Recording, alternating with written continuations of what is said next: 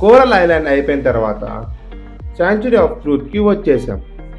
ఈ టెంపుల్ ప్రత్యేకత ఏమంటే 1981 నుంచి ఇప్పుడు వరకు కన్స్ట్రక్షన్లోనే ఉంది. అందుకే మాకు హెల్మెట్స్ ఇచ్చి విజిట్ చేయడానికి అలౌ చేశారు. ఇక్కడ చూడొచ్చు వాళ్ళ వర్క్ షాప్. ప్రతి చోట చెక్క విగ్రహాలే ఉన్నాయి కదా, అంటే ఈ టెంపుల్ ఫ్లోర్ నుంచి సీలింగ్ వరకు ప్రతిదీ చెక్కతోనే తయారు చేసి ఉంటారు. అది కూడా వాళ్ళ పాత పద్ధతి హ్యాండ్మేడ్తోనే.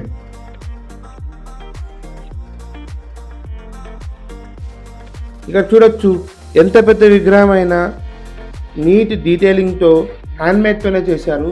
కానీ లుక్ మాత్రం మనకు మిషన్ మేడ్ లాగా అనిపిస్తుంది. అంత ప్రత్యేకంగా ఉంటున్నది ఈ టెంపుల్. ఇక్కడ చూడొచ్చు టెంపుల్ ఒక ఇంటర్నల్ స్ట్రక్చర్. ప్రతి ఒక్క విగ్రహానికి ఇంటర్లాకింగ్ సిస్టమ్ అనేది యూజ్ చేస్తారు. ఇలా చూపిస్తున్నారు కదా, ఈ విధంగా.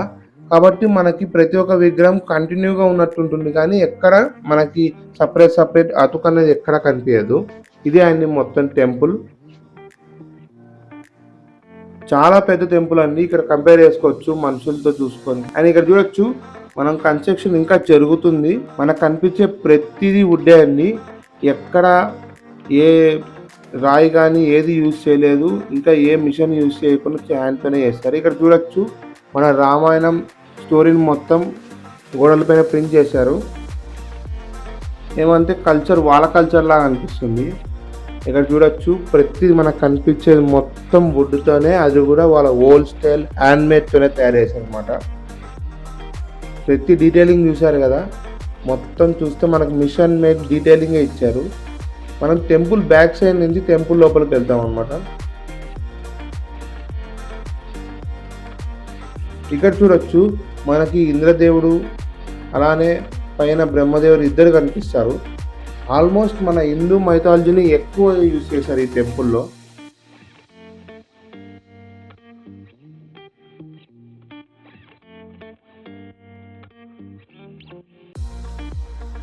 స్టెప్స్తో సహా ప్రతిదీ వుడ్డే అనమాట. ఇంకా ఏ మెటల్ అనేది దీంట్లో ఎక్కడ యూజ్ చేయలేదు టెంపుల్ మొత్తంలో.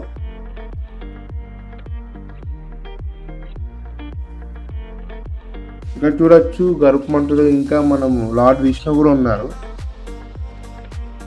ఇక్కడ చూస్తే God of fire, God of water, God of air ఇక్కడ మనకి మొత్తం ప్రింట్ చేశారు. ప్రతి ఒక్క స్తంభాన్ని ఖాళీగా అయితే ఎక్కడ వదలలేదండి టెంపుల్ లోపల. ఎక్కడో చోట మొత్తం డీటెయిలింగ్, డిజైన్, మైథాలజీ అన్ని స్టోరీస్ని ప్రతిదాన్ని ప్రింట్ చేశారు అనమాట. ఎక్కడ ఖాళీగా అనేది చోటు అనేది పెట్టి.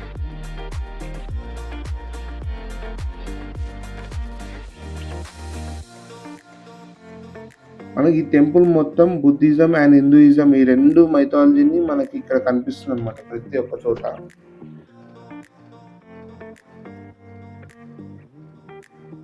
ఇక్కడ చూడొచ్చు వాళ్ళ డిజైన్ మొత్తం సేమ్ మిషన్ మేడ్ లాగానే అనిపిస్తుంది, కానీ ఎక్కడ మిషన్తో ఎక్కడ టచ్ కూడా చేసిందరండి. మొత్తం చేత్తోనే చేశారు.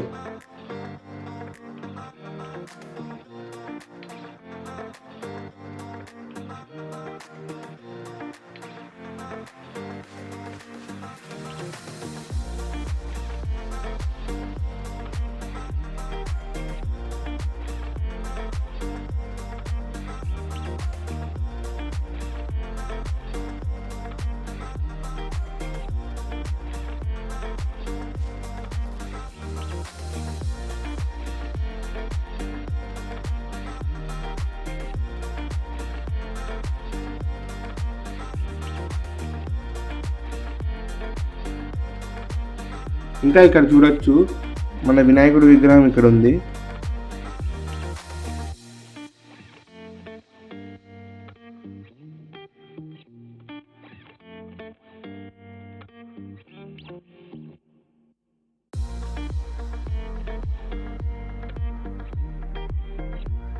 ఇంకా ఇక్కడ చూస్తే ఇంకా ఇక్కడ కన్స్ట్రక్షన్ జరుగుతుంది. ఇక్కడ ఇంకా పెట్టాల్సింది. ఈ విగ్రహం వచ్చేసి Thailand first king, Thailand's favourite king అంట. ఇక్కడ పైన సీలింగ్ డిజైన్, మన మ్యూజిక్ ఇన్స్ట్రుమెంట్స్ ప్రతి ఒక్కటి ఇక్కడ చూపించారనమాట. మనం టెంపుల్ బ్యాక్ సైడ్ నుంచి లోపలికి వెళ్ళాం కదా, టెంపుల్ ఫ్రంట్ సైడ్ నుంచి మనం బయటకు వస్తాం. మనం బయటకు వచ్చే దారిలో చూడొచ్చు, ఇక్కడ శివపార్వతుల విగ్రహాలు కూడా పెట్టారు.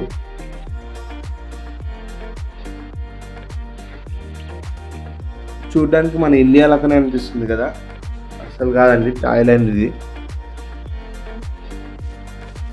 మా శాంచురీ ఆఫ్ ట్రూత్తో ఈరోజు మీకు క్లోజ్ చేస్తున్నాం. అండ్ రేపు ఎక్కడికి వెళ్తాం, ఏం చేస్తాం అనేది మళ్ళీ ఇంకొక వీడియోలో కలుద్దాం. అంతవరకు కీప్ వాచింగ్ MYB క్రియేషన్స్.